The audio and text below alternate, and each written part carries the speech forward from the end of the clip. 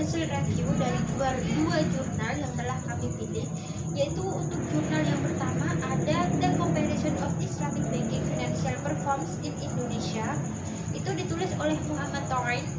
Dan untuk jurnal yang kedua itu ada The Association Between Intellectual Capital and Financial Performance in the Islamic Banking Industry, yaitu ditulis oleh Ausama, Helmi, dan juga Mustafa.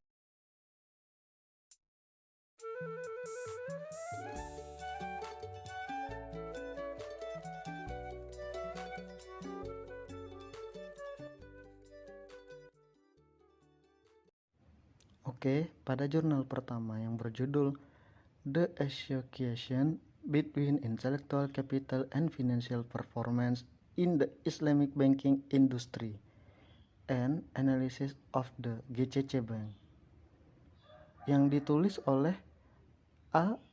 Osama, Helmi Hammami, dan Mustafa Abdul Karim.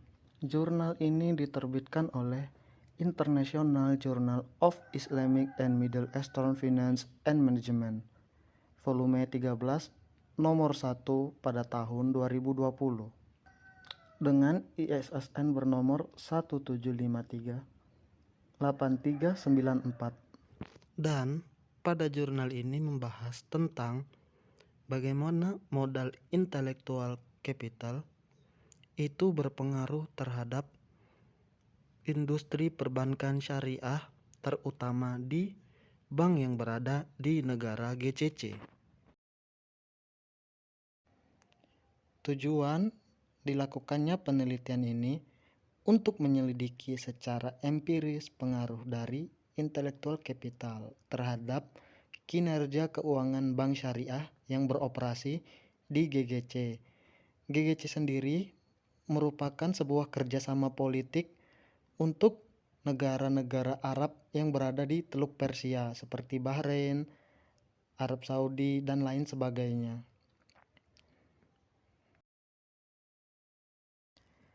Seperti yang kita ketahui, intellectual capital merupakan modal yang berupa aset tak berwujud. Intellectual capital sendiri terdiri dari 3 komponen. Seperti yang pertama adalah HC atau Human Capital, yang mana ini berkaitan dengan pengetahuan, kreativitas, dan lain sebagainya terhadap sumber daya manusia yang dimiliki. Lalu berikutnya adalah SC atau biasa disebut modal organisasi. Nah, dalam sebuah perusahaan tentu saja diperlukan sebuah sistem organisasi yang sangat baik untuk mendukung kemajuan perusahaan.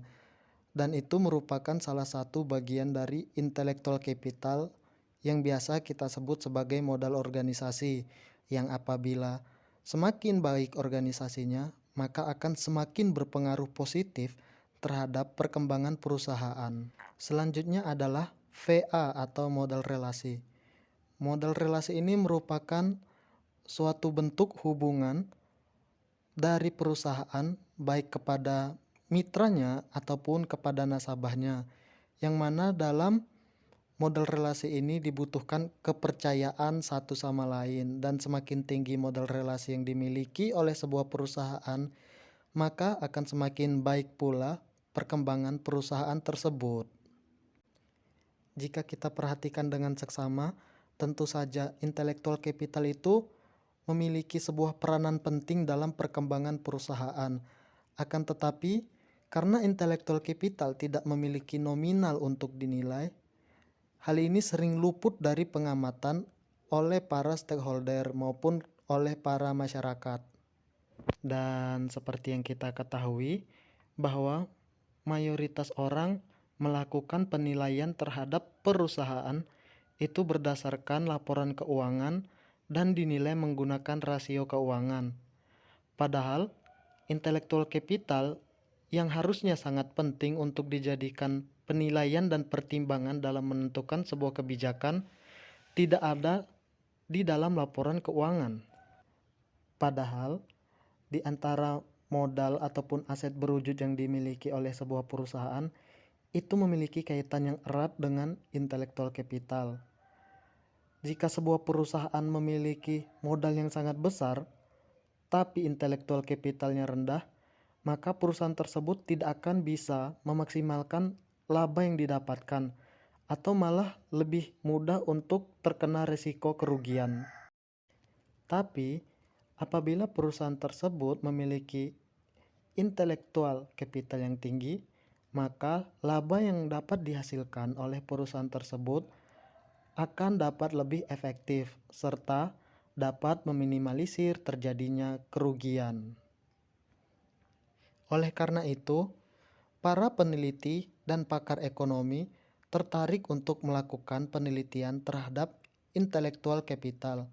Karena seperti yang kita ketahui bahwa intellectual capital itu memiliki peranan yang penting untuk perkembangan perusahaan, akan tetapi masih sangat sering disepelekan, terutama dalam semakin ketatnya persaingan pasar. Tentu saja intellectual capital akan memiliki peranan yang penting untuk bersaing di pasar yang sangat ketat tersebut. Karena dalam persaingan pasar tentu dibutuhkan terobosan-terobosan baru yang penuh kreativitas serta inovatif. Nah, lalu mungkin muncul pertanyaan, bagaimana sih intellectual capital yang dimiliki oleh perbankan syariah, terutama negara-negara Arab yang ada di Teluk Persia? Jadi, menurut penelitian dan menurut jurnal ini, perbankan syariah itu memiliki intellectual capital yang lebih rendah dibandingkan dengan perbankan yang konvensional. Dan menurut penelitian ini, intellectual capital itu memiliki nilai positif terhadap kinerja keuangan pada perbankan syariah, yang mana apabila intellectual capitalnya dapat dimaksimalkan, maka kinerja keuangan pada perbankan syariah dapat lebih efektif pula. Oleh karena itu, maka perbankan syariah sudah seharusnya untuk meningkatkan intellectual capital yang mereka miliki. Menurut penelitian, sistem yang digunakan oleh perbankan syariah terbukti tahan menghadapi masalah yang muncul dari luar atau masalah eksternal. Dan hal ini tentu saja menjadi alasan para investor melirik sistem perbankan yang digunakan oleh perbankan syariah. Sayangnya, meski sistem dalam perbankan syariah terbukti kuat untuk menghadapi faktor eksternal, akan tetapi IC yang dimiliki oleh perbankan syariah itu lebih rendah dibandingkan oleh perbankan konvensional. Padahal apabila intellectual capital yang dimiliki oleh perbankan syariah itu tinggi, maka produk-produk yang dikeluarkan bank syariah akan lebih kreatif dan lebih menarik para investor untuk melakukan investasi di bank syariah. Sehingga kesimpulan dari penelitian ini adalah intellectual capital memiliki pengaruh yang positif terhadap kinerja keuangan perbankan syariah di negara-negara Arab yang berada di Teluk Persia. Oke, untuk yang kedua yaitu ada perbandingan kinerja keuangan perbankan syariah. Nah, untuk jurnal yang kedua ini penulisnya adalah Muhammad Tongin dengan judul jurnal itu The Comparison of Islamic Banking Financial Performance in Indonesia. Nah, penerbitnya adalah Islamic Economic Study Program STIEAAS Indonesia. Diterbitkan pada tahun 2019. Nomor ISSN itu 2321754. Jadi apa sih tujuan dari penelitian ini? Gitu kan. Jadi tujuan dari penelitian ini adalah untuk melihat perbandingan kinerja keuangan perbankan syariah di Indonesia sebelum dan sesudah penerapan Masyarakat Ekonomi ASEAN atau MEA tahun 2015. Nah, untuk metodologinya di sini adalah penelitian yang dilakukan adalah penelitian deskriptif ya teman-teman. Jadi populasi dalam penelitian ini adalah seluruh perbankan syariah di Indonesia. Sedangkan untuk sampel yang dipilih itu hanya sebanyak 10 bank, yaitu ada BSM, BMI, BNI Syariah, Bank Mega Syariah, Bank Victoria Syariah, Bank Panin Syariah, Bank Bukopin Syariah, BCB Syariah, BRI Syariah, dan BCA Syariah. Oke, next ya teman-teman. Di sini teman-teman mungkin udah tahu ya, perekonomian ASEAN itu kan merupakan magnet bagi negara-negara di dunia sebagai basis penguatan nasional dan perekonomian internasional gitu kan. Nah, untuk menjaga semakin intensif solidaritas dari anggota ASEAN itu mereka mengadakan yang namanya program MEA. Apa sih MEA itu? Nah, MEA atau Masyarakat Ekonomi ASEAN adalah sebuah integrasi ekonomi ASEAN dalam menghadapi perdagangan bebas antara negara-negara ASEAN.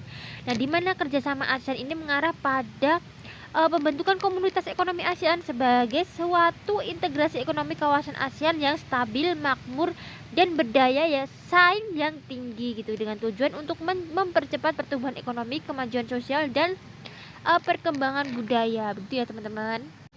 Oke, next. Nah, hasil yang disajikan dalam laporan keuangan itu merupakan dasar untuk menilai kinerja keuangan suatu organisasi atau perusahaan tertentu gitu ya teman-teman. Nah, itu termasuk juga di dalamnya ada perbankan gitu. Nah, hasil ini tentunya akan digunakan sebagai acuan atau dasar dalam menentukan berbagai kebijakan, baik kebijakan jangka pendek maupun kebijakan jangka panjang gitu ya. Dan untuk menilai laporan keuangan, para stakeholder dia menggunakan analisis rasio keuangan. Nah, ada beberapa analisis rasio keuangan yang digunakan dalam penelitian ini, itu seperti CAR atau Capital Adequacy Ratio, kemudian ada ROA atau Return of Asset, kemudian ada ROE, Return of Equity, kemudian ada FDR atau Financing to Deposit Ratio, kemudian ada NPF atau Non Performing Financing. Oke, next ya teman-teman. Di sini bisa dilihat juga ya di PPT bahwasanya ROA dan ROE itu menunjukkan perbedaan antara sebelum dan sesudah MEA. Sedangkan untuk 3 variabel lainnya itu sebelum dan sesudah implementasi pelaksanaan MEA itu dia tetap seperti itu ya teman-teman. Oke teman-teman, di sini saya hanya menjelaskan secara singkat ya. Untuk lebih jelasnya nanti teman-teman bisa baca sendiri di jurnal. Jadi nanti untuk yang membutuhkan jurnal bisa PC ya. Baiklah teman-teman, setelah mendengarkan review dari kedua jurnal tadi, mungkin teman-teman sudah bisa paham atau menarik kesimpulan dari dua jurnal tersebut. Tapi bagi teman-teman yang belum paham, mungkin bisa ditanyakan di kolom komentar ya.